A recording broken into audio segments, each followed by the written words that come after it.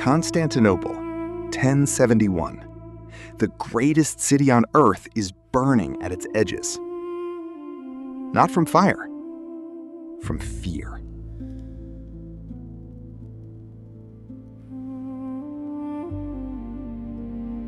Emperor Romanos IV has just ridden east to meet the Seljuk Turks in battle. He commanded one of the most powerful armies in the medieval world. 80,000 soldiers, veterans of 100 campaigns. He was confident. He had reason to be.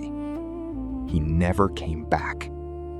At a place called Manzikert, in the mountains of eastern Anatolia, the Byzantine army was not merely defeated, it was annihilated.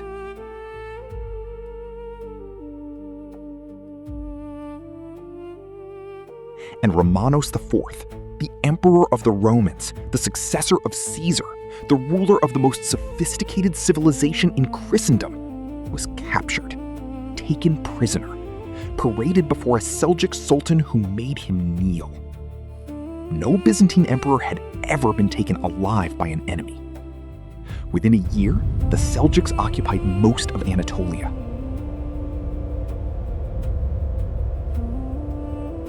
The frontier that had held for 4 centuries was gone. And in Constantinople, a clock had started counting down, though no one yet knew what it was counting toward. A desperate emperor writes a letter. He asks for help, a few thousand soldiers, nothing more. What arrives instead is a movement that will reshape the world for the next 2 centuries. That emperor is Alexios I Komnenos of Byzantium. The year is 1095, and the letter he sends to Pope Urban II is perhaps the most consequential piece of correspondence in the history of the medieval world, not because of what it said, but because of what it was turned into. Why did the First Crusade happen? Not because of faith alone, not because of greed alone, but because 3 separate crises, one military, one political, one spiritual, collided at precisely the same moment. Remove any one of them, and the crusade does not happen. All 3 arrived together. To understand 1095, you must first understand what the world looked like in the decades before it. The Byzantine Empire had for centuries been the shield of the Christian world. Its armies held the frontier against every power that rose in the east. Its scholars preserved the literature of antiquity, while Western Europe descended into illiteracy. Constantinople was, by almost any measure, the most civilized city on the planet.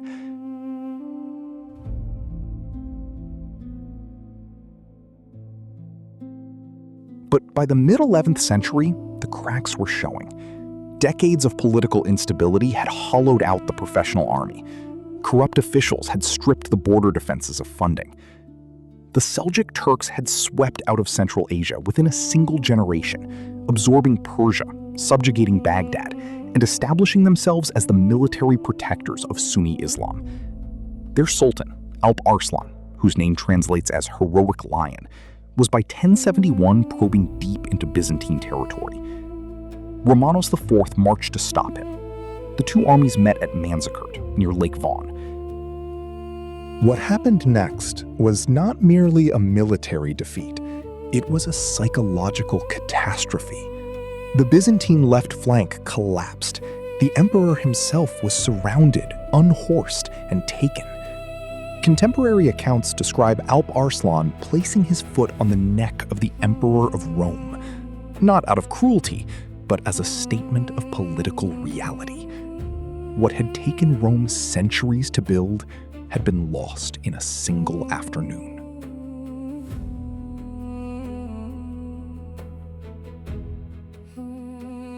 "24 years passed. A new emperor sat in Constantinople. His name was Alexios I Komnenos. A soldier from 14, a general before he was 30, a politician of exceptional cunning who had clawed his way to the throne through a web of intrigue and civil war. He needed help.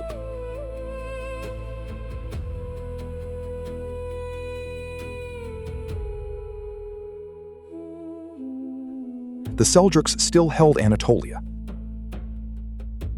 Pechenegs were raiding from the north, the Normans threatened from the west. Alexios was fighting on 3 fronts simultaneously. And so, in 1095, he sent a letter. It was addressed to Pope Urban II. The two churches had formally split 40 years earlier. There was no love lost between Constantinople and Rome. He asked for mercenaries, a few thousand professional soldiers, men who would fight, recover Byzantine territory, and then go home. It was a reasonable request. It was also the last rational moment in this story. Urban II received Alexios' letter at Piacenza in northern Italy in March 1095. He read it carefully, and he saw something in it that Alexios had not intended to offer. Urban II was not merely a religious leader. He was a politician of the First Order. The papacy was locked in a vicious struggle with the Holy Roman Emperor. Urban himself was in exile, his seat occupied by a rival pope. He needed something to reassert papal authority. Alexios' letter gave him his answer. On the 27th of November, 1095, at the Council of Clermont in southern France, Urban II delivered one of the most consequential speeches in the history of the world.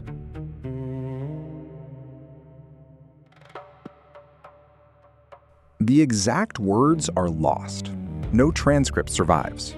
Only 5 different accounts, each recording a slightly different speech. The most important sermon in medieval history, and we cannot be certain what was actually said. We know only the effect it produced.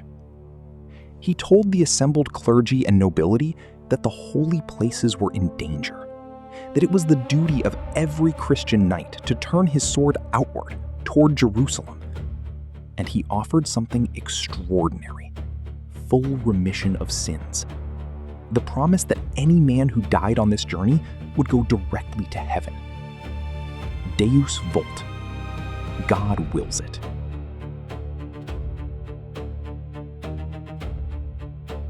What happened next frightened even Urban II. A monk named Peter the Hermit, a small, unwashed man who rode a donkey, began preaching across France and the Rhineland. People left their homes, their farms, everything they had.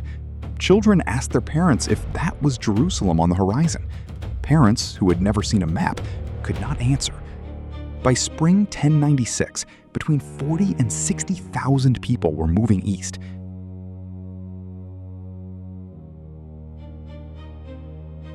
They marched through the Rhineland and massacred Jewish communities along the way, the first organized atrocities of an expedition that had barely begun.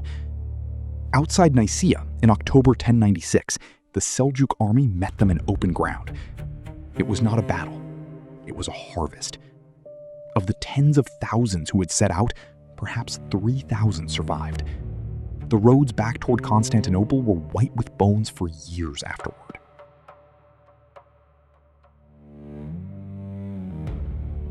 The scale of what had just happened did not slow the crusade. It had, in a terrible way, simply cleared the road. Behind the People's Crusade came the armies that Urban had actually envisioned, the great lords of Western Europe, Godfrey of Bouillon, who sold his estates to fund the campaign, Raymond of Toulouse, battle-hardened from decades of war in Spain, Bohemond of Taranto, brilliant, ruthless, nursing private ambitions that had nothing to do with Jerusalem. Peter the Hermit, who had led 40,000 people to their deaths, was among those who joined the main army. He would survive the crusade. He would outlive most of the great lords. He would die in Belgium, in a monastery, at an old age, in his bed. Alexios met the lords at Constantinople with barely concealed alarm. He extracted oaths from each, promises to return recovered territory. Bohemond of Taranto swore with a smile that Alexios found deeply unsettling. He was right to be unsettled. Nicaea fell within weeks, surrendered to Byzantine forces rather than the Crusaders. A maneuver that planted the first seeds of resentment.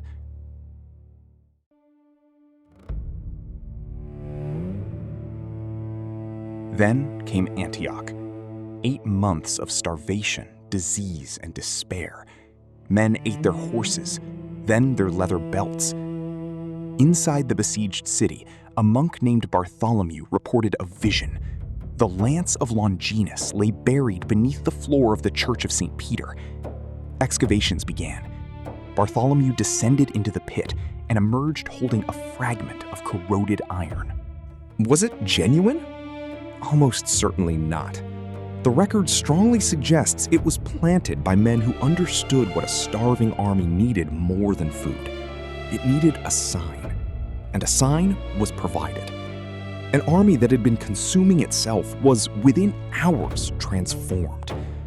Whether the lance was real or not, its effect was entirely real.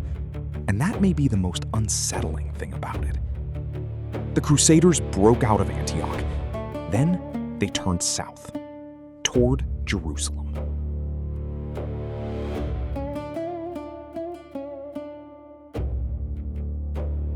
Jerusalem in 1099 was held by the Fatimid Caliphate of Egypt. They made an offer. Christian pilgrims would be granted free access to the holy sites. This was, in practical terms, everything the Crusade had claimed to want. The Crusaders refused without serious negotiation. The goal was never merely access, it was possession, and possession required conquest. The city fell on the 15th of July, 1099. What happened inside was a massacre that shocked even contemporaries. Muslim and Jewish inhabitants killed without distinction. Crusader chronicles describe blood rising to the knees of the horses. Muslim sources describe 3 days of systematic killing. Godfrey of Bouillon refused the title of king. He would not wear a crown of gold where Christ wore a crown of thorns. He accepted the title of Defender of the Holy Sepulchre. He died the following year, before his kingdom had fully taken shape. Alexios I Komnenos received the news of Jerusalem's fall with emotions that history does not fully record. He had asked for mercenaries. He had received a movement. That movement had planted Christian kingdoms in the heart of the Muslim world. Bohemond kept Antioch for himself. The oath was simply ignored.